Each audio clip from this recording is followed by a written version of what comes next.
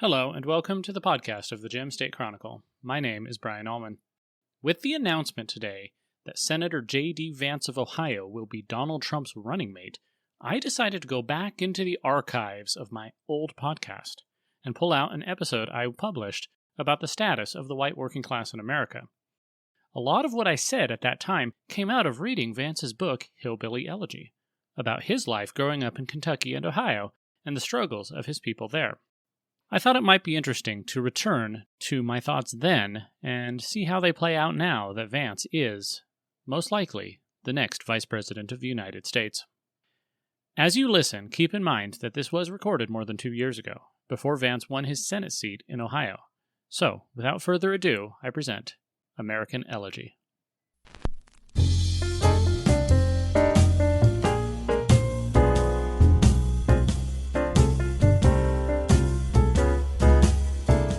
It has long been an American conceit that our best days are ahead of us. No matter what trials we face, wars, depressions, natural disasters, or even civil strife, the spirit of the American people never wavers. But all good things must come to an end. One crisis after another for the past 50 years has sapped the civilizational social capital that our nation built since its founding. Today, we are not only tremendously divided, we're lost. We have forgotten the basic ideas of building a civilization that our ancestors took for granted. What is left? Will this nation survive the 2020s? Every generation of Americans endures crises. Human nature never changes, which means that poverty, homelessness, alcoholism, drug abuse, and broken families have always been an unfortunate feature of human existence. Even in the post-World War II era of idyllic suburban families, those things were lurking under the surface. The difference between then and now was that back then, society discouraged them. There was a social network of churches and civic organizations that kept families united and engaged, rather than the government panacea we see today. Critics of a positive view of the 1950s might say that traditional religion and social mores simply papered over the problems of society. But today, those problems are worse than ever. Removing the influence of religion and civic culture did not fix the problems, it merely lowered our standards. Everyone comes from a broken home. It's no big deal. College students have always gotten drunk and engaged in wanton sex. Who cares? Hunter Biden is actually the victim, you see, because who doesn't have a family member who's addicted to crack, leaves incriminating laptops at repair shops, forgets his illegal gun in a rental car, and has an affair with his dying brother's wife? My generation tends to look back at the 1990s as a bygone era of prosperity, in the same way the baby boomers look back to the 1950s. When I say my generation, I am referring to those of us who straddle the line between Generation X and Millennials, we who came of age in the decade of relative peace and stability between the end of the Cold War and 9/11. Some call us Generation Y. We look back to the days of grunge rock, playing GoldenEye on the Nintendo 64, summer blockbusters like Independence Day, and a sense that the world had not yet gone mad. Francis Fukuyama called it the end of history. Humanity had finally made it. We figured it out, and we assumed that all the old problems that had once plagued the world could be taken care of. I have referred before to the song by the British rock band Jesus Jones called Right Here, Right Now, as the de facto anthem for the optimism that Western civilization felt going into the 90s. The lyrics go like this, quote, "A woman on the radio talked about revolution, when it's already passed her by. Bob Dylan didn't have this to sing about. You know it feels good to be alive. I was alive and I waited. I was alive and I waited for this. Right here, right now. There is no other place I want to be. Right here, right now, watching the world wake up from history." End quote. For 40 years, the world had held its breath as one diplomatic miscommunication, one garbled message to a nuclear submarine, one errant shot on a disputed border could have started World War III. Whereas the Second World War ended with nuclear weapons, the Third would begin with them, enough to destroy human civilization.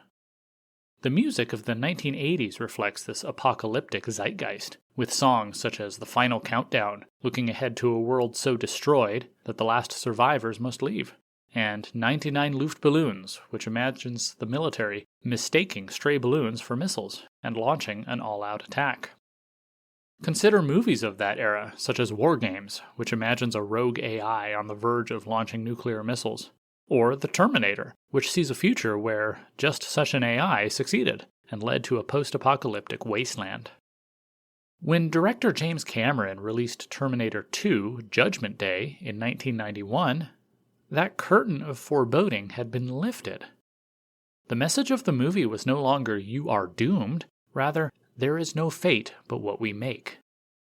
On the other hand, when a new director came on board to film a third movie in 2004, we were now in the post-9/11 era when we began to realize that the peaceful and prosperous 90s were over.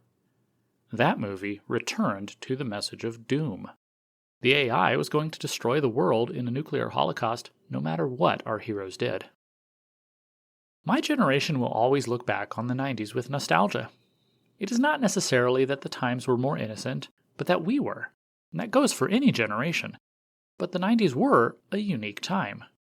The end of the Cold War seemingly proved that the world could tiptoe to the line of nuclear war and then back off. The first post-Cold War military confrontation ended in a fantastic American victory as U.S. and coalition forces expelled Saddam Hussein and the once feared Iraqi army from Kuwait in a mere 6 weeks. We came to believe that every problem could be solved with enough money and the right policy. Even after Bill Clinton was elected president in 1992, the Republican Revolution just 2 years later created a divided government that actually exhibited the best of both parties. Out of the compromises between President Clinton and House Speaker Newt Gingrich came much-needed welfare reform and the first government surplus in decades. The debates between Vice President Al Gore and Texas Governor George W. Bush in the 2000 presidential campaign seem quaint now.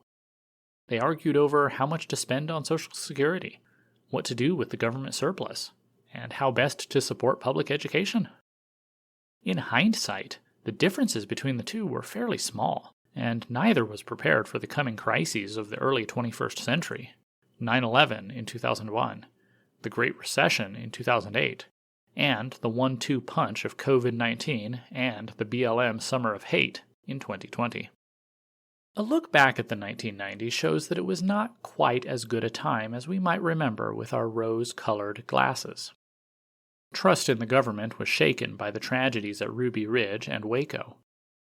Islamic terrorists attempted to destroy the World Trade Center in New York in 1993, a failure that perhaps kept us blind for another 8 years. The LA riots in 1992 exposed the anger and hatred simmering underneath what we thought was racial reconciliation. Homelessness, drug abuse, poverty, and broken homes were exploding just under the surface of American society. In contrast to Jesus Jones singing Right Here, Right Now, there is another song that dug into the cultural dysfunction that was mostly ignored in the 90s. The Offspring was a band that formed in the 1980s, and their members straddled the line between Boomer and Gen X. Whereas the early Boomers came of age in the prosperous 1950s and early 60s, the other end of that generation knew the economic ruin and disintegrating families of the 1970s. In 1998, they released a song called The Kids Aren't All Right that examined the emptiness that had replaced the American dream for so many people. Quote, "When we were young, the future was so bright. The old neighborhood was so alive. And every kid on the whole damn street was gonna make it big and not be beat. Now the neighborhood's cracked and torn. The kids are grown up, but their lives are worn. How can one little street swallow so many lives? Chances thrown, nothing's free, longing for what used to be. Still it's hard to see, fragile lives, shattered dreams." End quote. Later, the singer asks the audience, "What the hell is going on?" Remember, this was 1998, when America was at the peak of her post-Cold War prosperity. The dot-coms were booming. Political disagreements were pretty much limited to Bill Clinton's infidelities. And books like Dow 36,000 promised us that there were only good times ahead. If people noticed the festering problems of broken homes, poverty, and drug abuse, they might well have assumed that they would all be solved soon. Recall that this was also the same time that William Strauss and Neil Howe published The Fourth Turning, which used a cyclical view of history to predict that a major civilizational upheaval was due to begin in approximately 2005.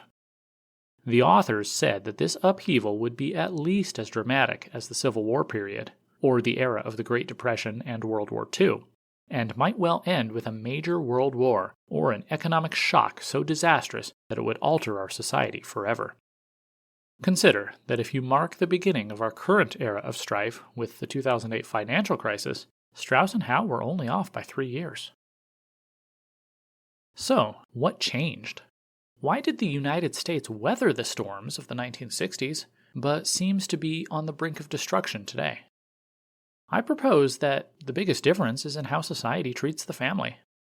In 1955, even the poorest Americans, black or white, were likely married, with children, and were part of a strong civic structure. Today, that is not the case. Marriage and families are the foundations of society.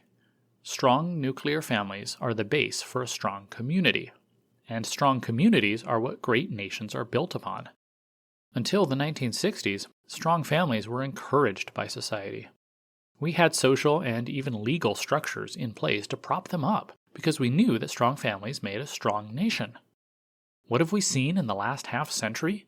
No-fault divorce laws, legalized abortion, an economic structure that forces both parents into the workforce and children into daycare, the promotion of homosexuality and now transgenderism, warnings against having children for fear of environmental damage, outright assault on the nuclear family by Marxist organizations such as BLM, public school curricula that are designed to drive a wedge between children and their parents.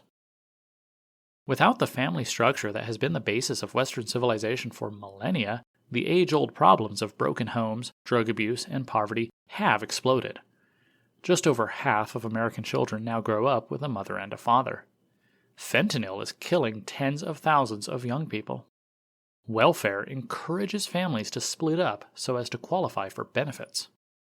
Endless wars are scarring the best and brightest with disfiguring injuries and PTSD, while social media has created a society of atomized individuals. Young women see no reason to get married because they're raised to believe that life is all about having fun and getting a good job. Young men see no reason to get married either. Tinder culture means that the most attractive young men can have a different woman every night, with no commitment, while the rest are content to satisfy themselves with video games and 4chan. The result is 2 generations growing up in a world without the structures that defined our fathers and grandfathers and our ancestors back to the beginning of human history. I cannot count how many people in my own generation, family, friends, high school classmates, are still unmarried in their late 30s and early 40s. Too many family trees have taken on a diamond shape, as few in my age group are having children at all, perhaps 1 or 2 out of wedlock. There are exceptions, of course, but fewer and fewer families are doing the work of maintaining civilization anymore. Consider that it takes a total fertility rate of 2.1 or higher to maintain a population. Anything else means that we're in decline. In 2021, the CDC reported that America's total fertility rate had dropped to 1.6. When our culture promoted strong families, we could survive economic and social crises. The generation that came out of the Great Depression and World War II was far stronger than any we have today because they still had that foundation. The stereotypical Joad family from the Grapes of Wrath had no money, few belongings, and just a car when they set out from Oklahoma for California. Yet they had more than many wealthier people have today. They had each other. They had their faith. And they had an unshakable belief that if they worked hard and never gave up, then they would eventually find success. What do we have today? Material wealth that would leave the greatest kings of old awestruck. Conveniences that make life tremendously easier, even for the poorest Americans. We have the sum total of human knowledge at our fingertips. And what do we do with it? We take it for granted. I have repeated the cliché a dozen times that hard times create strong men create good times create weak men, and weak men create hard times. But it is still true. We are in the weak men create hard times phase of that cycle right now. There's a family I know that provides a case study in devolution. The patriarch of this family fought in World War II as a young man. Then he came home, built a house, got married, and started a good job that he would continue to do until the day he retired. His son, a baby boomer, recently died with few achievements to his name, having coasted through life. His grandson was recently killed in an argument with his best friend over a video game. It's tragic. It's insane. The decline of America is seen in the decline of the family, and it is a story that is endlessly repeated, with minor variations, throughout our entire country. I recently read a book called Hillbilly Elegy by J.D. Vance. Today, Vance is the Trump-endorsed Republican nominee for the U.S. Senate in Ohio. But when he wrote this book about 6 years ago, he was nobody special. That was the point. Vance might be just another corporate lawyer, but his own story was remarkable in its own way. He grew up in a community of expat hillbillies in Ohio, whose ancestors came there from the Appalachians of Kentucky seeking work after World War II.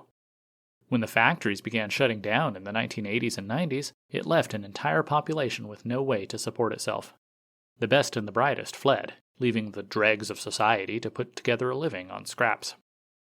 Vance's story was the same as so many young people born into poverty in America. His mother struggled with mental illness and drug addiction, often taking her frustrations out on young Vance and his older sister.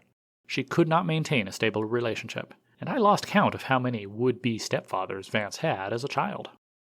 Vance describes how his grandparents were a source of stability in his life, even though they themselves had gone through many rough patches in their own lives. Vance was able to find work as a cashier and graduate high school, but he found himself lost after that. The factory that had employed his parents' and grandparents' generation was gone, and none of his schooling had adequately prepared him for any kind of success in life. He could not even figure out how to properly apply for student loans. He decided to join the Marine Corps, and that decision set him on a path out of the quagmire of poverty. The Marines taught J.D. Vance discipline and gave him the ability to navigate any situation. After his term of enlistment, he enrolled at The Ohio State University, finishing his undergraduate degree in less than 2 years. From there, he went to Yale Law School, where his poverty actually helped him win enough scholarships to afford it. One of the most memorable parts of the book for me was when Vance explained the class differences between Middletown, Ohio, and Yale Law. Young people in Middletown sent out resumes for jobs and hoped to hear back, while Yale Law students were actively courted by prestigious D.C. firms. Families in Middletown live day to day, never sure if there will be enough money for all their bills, while graduates of Yale Law do not worry about money. Families in Middletown are broken and dysfunctional, and nobody really knows how to fix it, while Yale Law grads are more likely to get married, stay married, and be civically involved. 10 years ago, political and social scientist Charles Murray wrote what might be the most important book of the 21st century so far. Coming Apart, The State of White America 1960 to 2010 describes how the divide between the upper and lower classes of the historic American nation deviated in the years after JFK. Before 1960, the richest Americans generally went to the same churches, sent their children to the same schools, and belonged to the same civic organizations as the poorest. Today, the upper class lives in an entirely different world than the lower classes. San Francisco might be the most striking example of this phenomenon, as dot-com millionaires step over passed-out homeless addicts on their way to work each day. Murray created what he called a bubble quiz to determine how detached you are from the lower class. The quiz asks questions such as, have you ever walked on a factory floor? Or, have you and your spouse ever bought a pickup truck? Most of the upper class today, as well as the journalist class, probably live in an entirely different world than the working class. Elitist newspapers like the New York Times or Washington Post will occasionally do pieces examining rural working-class Americans, and the tone is always as if they're describing a heretofore uncontacted tribe of primitives.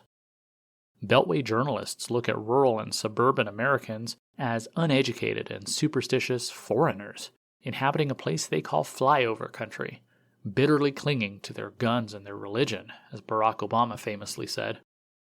They do not see those people as their fellow countrymen, and that is a huge problem. The upper classes often consider themselves citizens of the world, above such petty concepts as patriotism, and they look down on those who fly the flag on Independence Day and still believe in American exceptionalism. Despite clinging to a patriotic ideal, many in the lower classes have unfortunately fallen out of civic engagement entirely. Charles Murray describes the changing behavior of the lower class over the last 50 years. Whereas the upper classes still get married, go to church, and create strong families, they no longer preach this to the rest of the country like they once did. They instead give lip service to the nihilistic ideals of our modern age, ideals that have failed to create any coherent society. They preach tolerance, but still engage in traditional civic behavior within their own circles. On the other hand, lower-class people do not get married. They don't go to church. They have no civic involvement, and their families are usually broken in one way or another. J.D. Vance is one of the few to cross over from one world to the other, and it will give him a grounded perspective if he wins his race for U.S. Senate this fall. The white working class in America was given a raw deal. After the massive growth of industry following World War II, the folks who had been farming the Appalachians, the South, and the Great Plains for centuries were told that if they moved to the city and worked in the factories, they'd make a comfortable living and be able to secure a future for their children. The country band Alabama sang about this process in their 1988 hit, Song of the South. Quote, "Cotton on roadside, cotton on the ditch. We all picked the cotton, but we never got rich. Daddy was a veteran, a Southern Democrat. They ought to get a rich man to vote like that. Song of the South, sweet potato pie, and I shut my mouth. Gone, gone with the wind.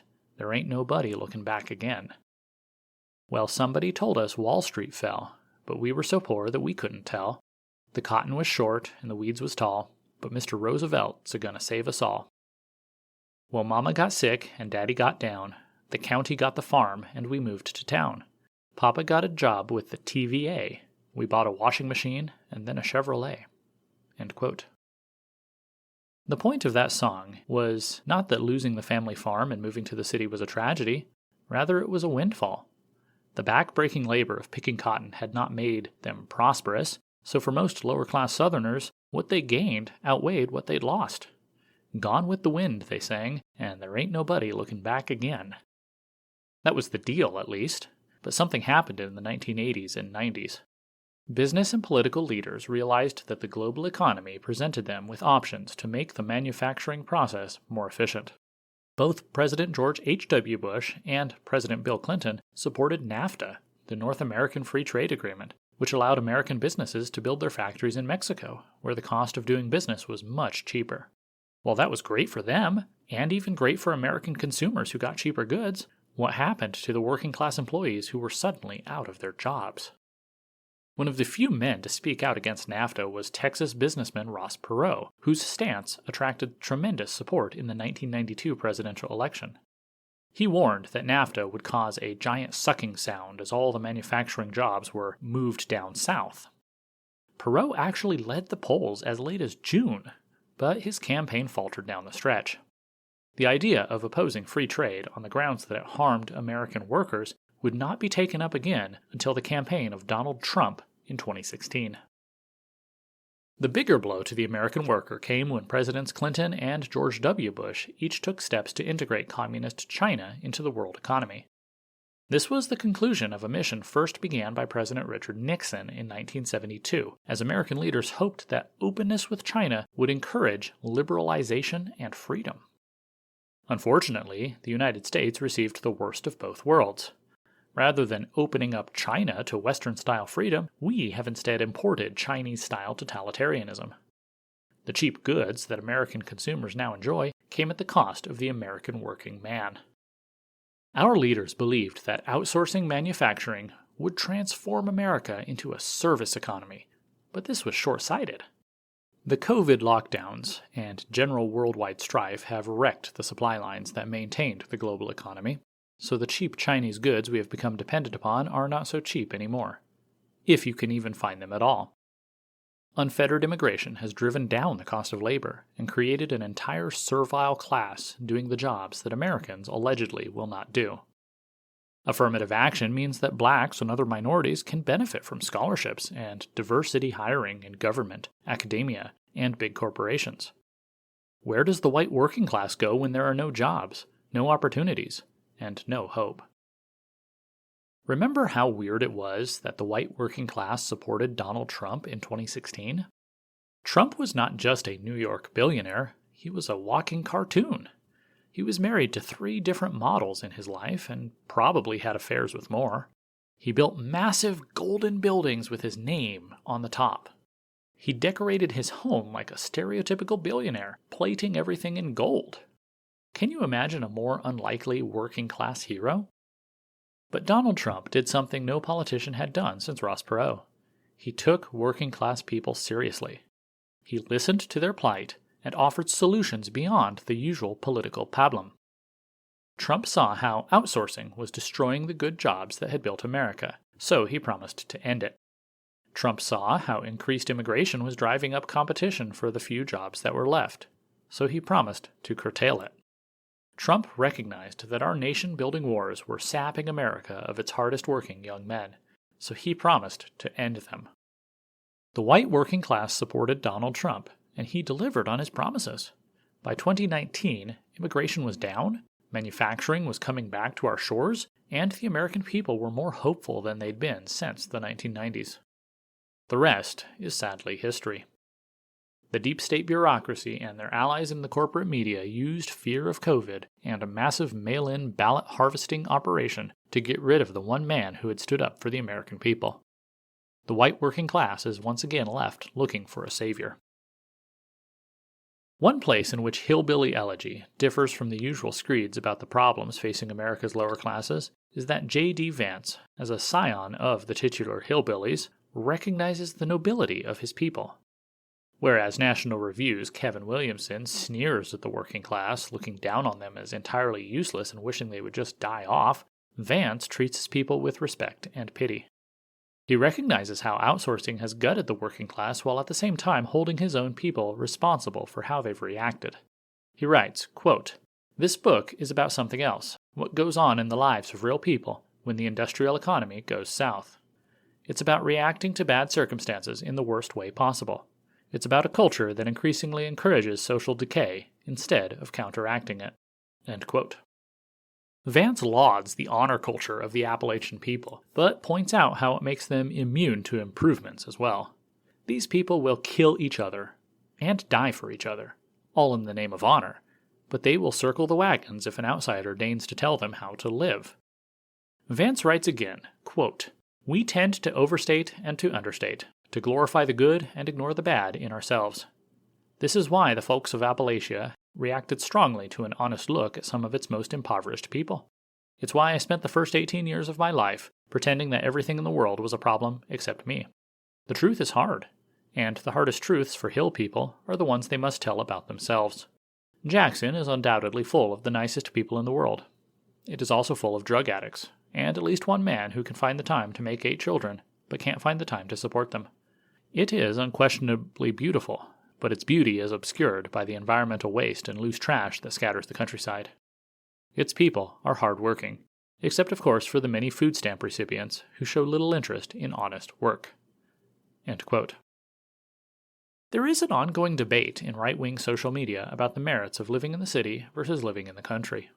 Proponents of rural life extol the old-fashioned values that one still finds out in the country, the way men still work with their hands and take care of themselves, and how their children grow up with an appreciation for their people and their connection to the land.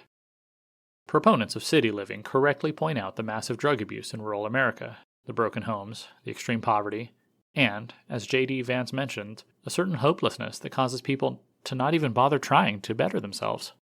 Vance writes, quote, "We choose not to work when we should be looking for jobs. Sometimes we'll get a job, but it won't last. We'll get fired for tardiness, or for stealing merchandise and selling it on eBay, or having a customer complain about the smell of alcohol on our breath, or for taking 5 30-minute restroom breaks per shift. We talk about the value of hard work, but tell ourselves that the reason we're not working is some perceived unfairness. Obama shut down the coal mines, or all the jobs went to the Chinese.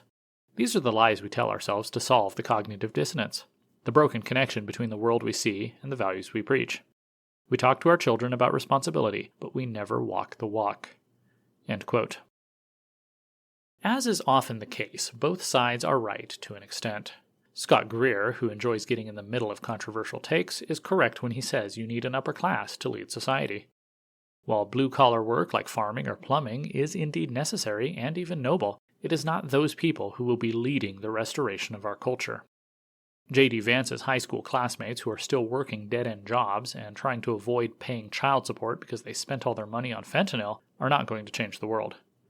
But Vance himself, a Marine Corps veteran, graduate of Yale Law, and one step away from the U.S. Senate, just might.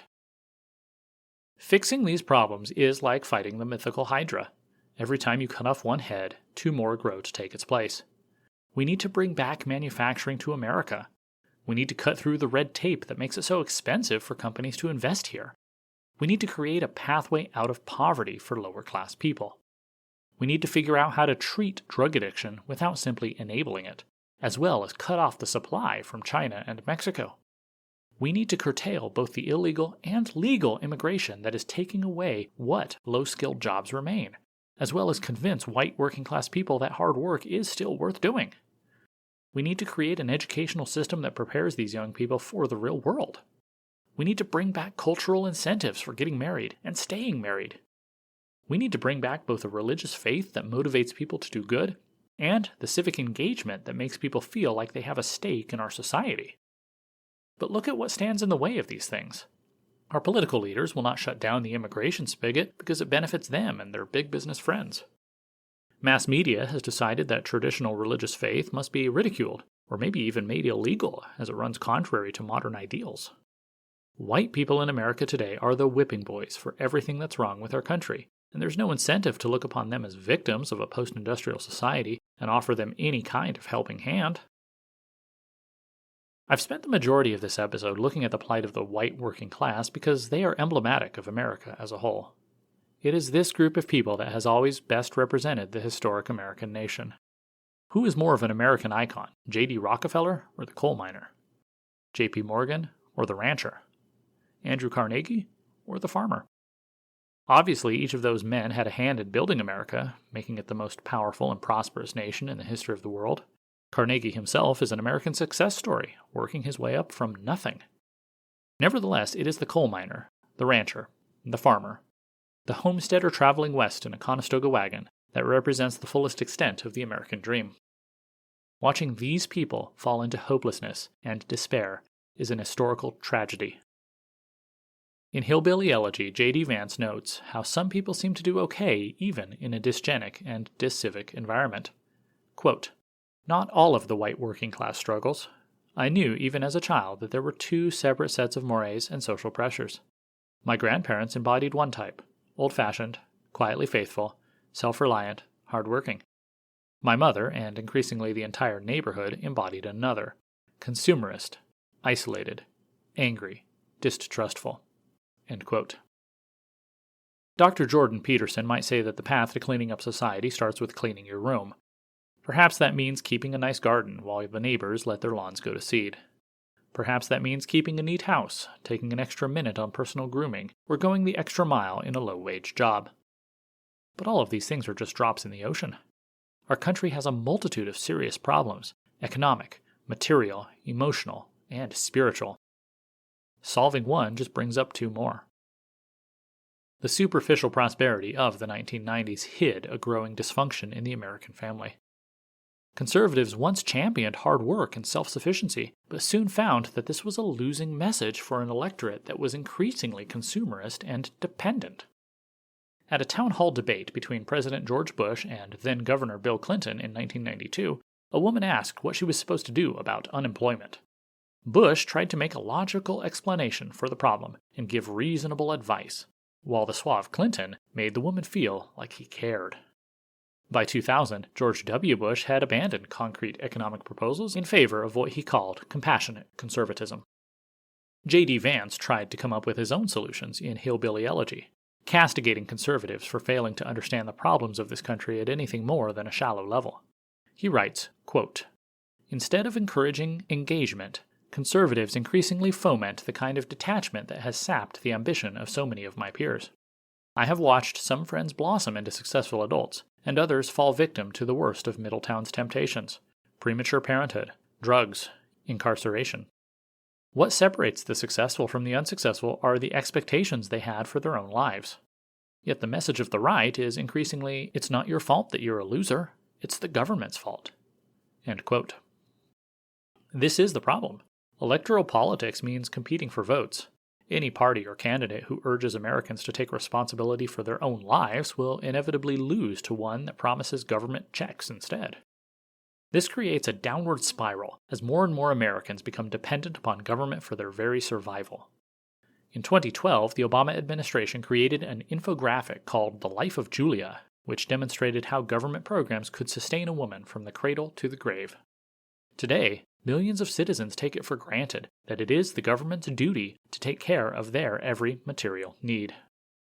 The foundations of this crisis are spiritual, not merely economic. If it was just an economic problem, then we could print more money to fix it. But we tried that to no avail. Today we face the same stagflation that our fathers endured in the 1970s, only the well of civilizational capital is even drier than it was then. When America faced crisis after crisis in the 60s and 70s, we were a society that still had barns full of seed corn, and we were able to recover fairly quickly, in time for President Reagan's Morning in America. Today, that seed corn is gone, devoured by a cargo cult of citizens that assumed the good times would never end. The only way to stop this train is for it to crash. Eventually, the government gravy train will run dry, and people will be forced to figure out how to take care of themselves, or perish. Right now, we are in the weak men create hard times part of this cycle, and the hard times on the horizon are going to force us to rediscover traditional values, such as hard work and sacrifice. I wish it did not have to be this way, but I can think of no easy solutions. The forces of history are inevitable, and we had best be prepared. In the short term, I believe we need elites who understand the nature of our battle, believe in the ideals of our founding fathers, and truly understand how to lift up the historic American nation. We need men like J.D. Vance, Blake Masters in Arizona, Ron DeSantis in Florida. Donald Trump showed us the way, but he won't be around forever. For the long term, the best I can do is say that we need to protect the ideas and values that made our country great in the first place, so that they can be the foundation of its renewal on the other side. I am satisfied to believe that my role is to raise strong, godly children who will be in a position to rebuild when the next crisis has passed. So long as we keep the flame of freedom and Western civilization alive in the hearts of the historic American nation, our country will survive. Because that is our mission, to survive what is coming.